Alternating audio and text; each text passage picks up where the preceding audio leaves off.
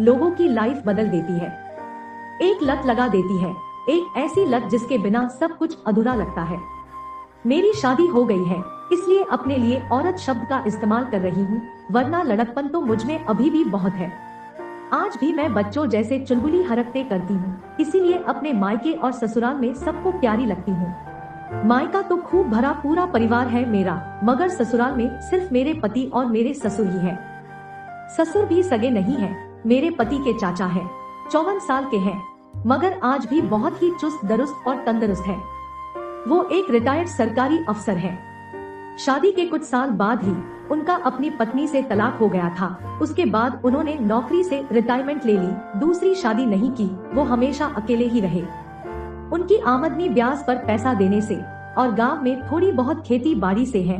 एक दो समाज सेवी संस्थाएं हैं जिनमें वो कभी कभार जाते रहते हैं, वरना सुबह और शाम की सैर के अलावा वो सारा दिन घर में अपने कमरे में बैठे टीवी देखते रहते हैं या साहित्यिक किताबें पढ़ते रहते हैं। चाचा अपने आप को वो बहुत फिट रखते हैं और बेशक सर के बाल और बड़ी बड़ी मूंछों के बाल आधे से ज्यादा सफेद और थोड़े से काले हैं, मगर फिर भी वो बहुत जचते हैं और मैं उन्हें कभी चाचा जी तो कभी पापा कहती हूँ। शादी से पहले मैं अपने स्कूल और कॉलेज के एक बहुत ही होशियार स्टूडेंट थी। मैंने बीकॉम फर्स्ट डिवीजन में किया है, मगर घर में माहौल थोड़ा टाइट होने के वजह से कभी कोई बॉयफ्रेंड नहीं बना पाई थी। पापा और भाई लोगों से डर ही बड़ा लगता था। मेरी सहेलियों के बॉयफ्रेंड थे, बस उनसे उनकी कहानियां सुनकर और रात को अपने बिस्तर पर उनके बॉयफ्रेंड से अपने ख्यालों में लिपटकर सिरहाने को ही अपनी आगोश में कसकर भरकर अपना मन बहला लेती थी। अक्सर अपनी सहेलियों से सुनती उन्होंने कैसे अपने बॉयफ्रेंड से मजे लिए और क्या क्या किए, मगर मैं तो सिर्फ अपना मन महसूस कर ही रह जाती। जैसे जैसे मैं जवान हो रही थी, मेरा बदन भर रहा था, मेरे उरोज मेरे कूल्हे भारी होते जा रहे थे। देखने में भी मैं बहुत सुंदर हूँ। मेरी कई सहेलियों के बॉयफ्रेंड्स ने मुझे भी लाइन मारी, कई अपने दोस्तों से मेरी सेटिंग की बात करी, मगर मैंने कभी हाँ नहीं कही। इसीलिए शादी से पहले तो सच कहूँ मैं सिर्फ अश्लील फिल्मों में ही मर्द का औजार देखा था। जब फिल्में देखती तो अपनी पैंटी में हाथ डालकर खूब मसलती, हद से ज्यादा पानी छोड़ती। बड़ा दिल मचलता कि कोई मुझे भी जमकर अपने नीचे रौ दे, नींबू की भांति निचोड़ दे मुझे, रुला दे मुझे, मगर ऐसा कोई मौका शादी से पहले मुझे नहीं मिला। फिर जब मैं बीकॉम के फाइनल ईयर में थी तभी मेरी सगाई हो गई। मेरे पति भी देखने में बहुत ही आकर्षक हैं। पहली नजर में ही मुझे इनसे प्यार हो गया। उसके बाद सगाई से लेकर शादी तक हम कई बार मिले, एक बार एक साथ मूवी भी देखने गए, मगर मेरे पति ने कोई जल्दबाजी नहीं की। सिर्फ मुझे कुछ पप्पियां जफ्फियां ही मिली, मगर मैं इससे भी बहुत खुश थी कि जो एक बॉयफ्रेंड का सपना मैं देखती थी वो मेरा मंगेतर पूरा कर रहा था। इन्होंने पहले ही कह दिया था कि जितना ज्यादा प्रेम हम अब कर लेंगे उतना ही सुहागरात का मजा कम हो जाएगा। मैंने भी अपनी सभी इच्छाएं अपनी सुहागरात तक रोक ली, दबा ली। अब 25 साल से दबा रखी थी तो कुछ दिन और सही। फिर मेरी शादी हुई और सुहागरात भी मनाई। सच में वो मेरी जिंदगी की बड़ी हसीन रात थी। शादी के 1 साल बाद तक हम दोनों मियाँ बीवी ने खूब मजे किए, क्योंकि मेरे पति उस वक्त तक अपनी कंपनी में जूनियर ऑफिसर थे, तो काम भी कम था, जिम्मेवारी भी कम थी, तो वो अक्सर शाम को 6 बजे तक घर आ जाते थे। घर में भी सिर्फ चाचा जी ही तो होते थे, वो भी अक्सर शाम की सैर करने गए होते थे। तो सबसे पहले जो काम मेरे पति घर आते ही करते थे वो था मेरे जिस्म का मर्दन। रात को तो रोज होता ही था, मगर उसके अलावा जब भी मौका मिलता या समय मिलता हम दोनों सिर्फ और सिर्फ ठुकाई ही करते। 25 साल की मेरी काम पिपासा को मेरे पति ने खूब शांत किया। जितनी गर्मी मेरे जिस्म में थी, सारी गर्मी मेरे टांगों के बीच से सफेद पानी बनकर निकली। मैं आपको बताऊं कि बड़ी मुश्किल लगती थी जब मुझे पीरियड्स होते। जिस दिन पीरियड्स खत्म होते उसी दिन से फिर रोजाना खेल शुरू। पीरियड्स में 1-2 बार मेरे पति ने मेरी पीछे से भी करने की कोशिश की, मगर मुझे उसमें कोई मजा नहीं आया, तो मैं उन मुश्किल दिनों में अपने पति को अपने मुंह से सुख देती। तभी मुझे उनका वीर्य पीने की आदत पड़ गई, और ऐसी आदत पड़ी कि आज तक मुझे हर बार पुरुष का माल अपने मुंह में चाहिए। शायद यही वजह है कि शादी के 2 साल से भी ज्यादा बीत जाने के बावजूद हमने अभी तक कोई बच्चा नहीं किया, क्योंकि मर्द का माल जिस छेद में गिरना चाहिए वो उस छेद की बजाय किसी और जगह से मेरे पेट में पहुंच रहा है, तो बच्चा कहां से हो। शादी के बाद मैं थोड़ा और भर गई। पहले मेरे उरोज 34 के थे, पर अब 36 के हो गए और कप साइज भी बढ़कर 20 cc हो गया। मेरे कबूतरों के नीचे और नाभि से ऊपर मेरे गोरी चिकनी कमर अभी भी 30 की है, पर नाभि से नीचे मेरे कूल्हे 33 से 36 हो गए हैं। मेरे अपने शीशे ने मुझसे कई बार कहा है, सावी तुम पहले से भी ज्यादा हाट हो गई हो। हर महीने में करीब करीब 50 से 60 बार मेरी रगड़ाई तो होती ही होती थी। इसीलिए मुझे धीरे धीरे इस सब की इतनी आदत सी पड़ गई। दिन में जब मैं घर में अकेली होती तो भी कई बार मेरा जी करता कि मैं ठुकाई करूं। इसी वजह से मैंने अपने मोबाइल पर अश्लील वीडियो देखना और अपना सहलाना शुरू कर दिया था, तो मुझे हाथ से करने की भी आदत पड़ गई। जो काम मुझे शादी से पहले स्कूल या कॉलेज में करने चाहिए थे, वो सब मैं शादी के बाद कर रही थी। और जब शाम को 6 बजे पति घर आते तो उनसे ज्यादा मैं अपनी रगड़ाई के लिए तत्पर रहती थी। कभी कभी तो पहले से ही कपड़े उतार कर रेडी हो जाती कि कपड़े उतारने में भी समय बर्बाद न हो।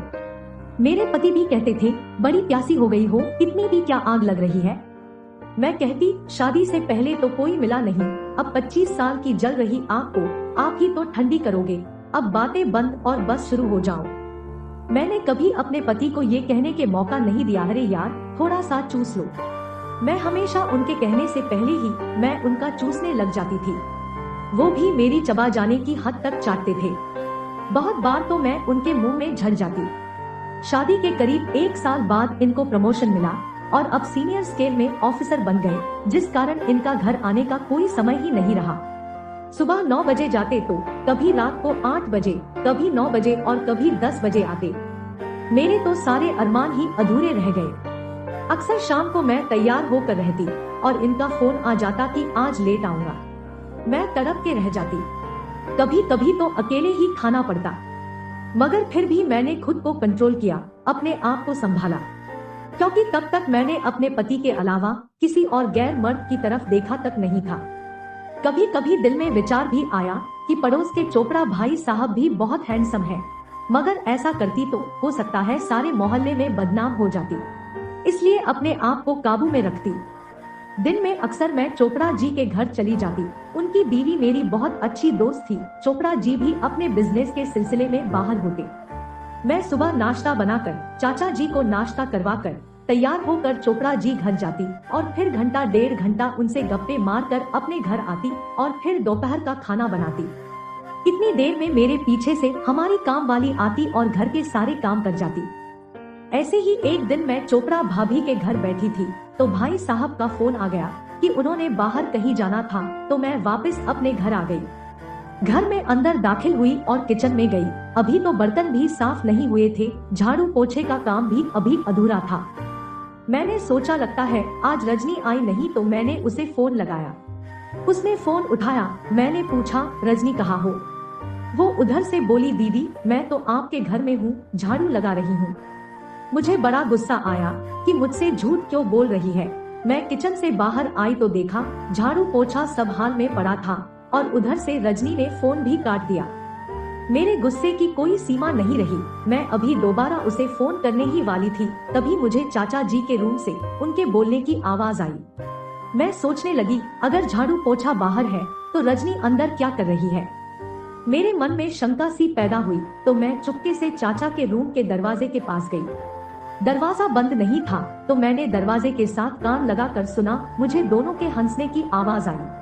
पहले भी चाचा जी रजनी से बात करते थे, मगर आज उनकी हंसी कुछ अलग सी थी।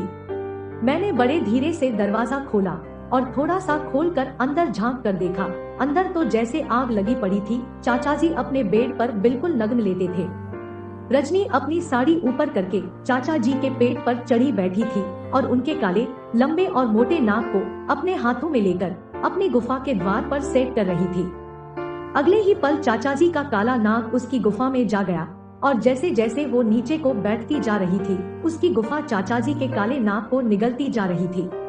और देखते ही देखते वो चाचा जी का सारा सामान निगल गई। फिर लगी ऊपर नीचे होने।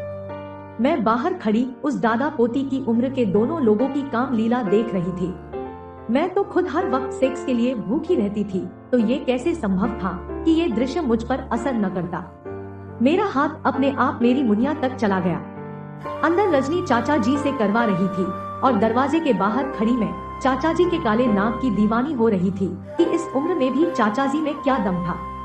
रजनी के गोरे तरबूजों में चाचा जी का काला मूसल अंदर बाहर जाने लगा। रजनी भी पानी छोड़ रही थी, जिस वजह से चाचा जी का मूसल भीग गया था। दोस्तों, अगर आपको ये कहानी पसंद आई तो अपने दोस्तों को शेयर करें और अगर आप चैनल पर सब्सक्राइब करें और नोटिफिकेशन बेल दबाना न भूलें।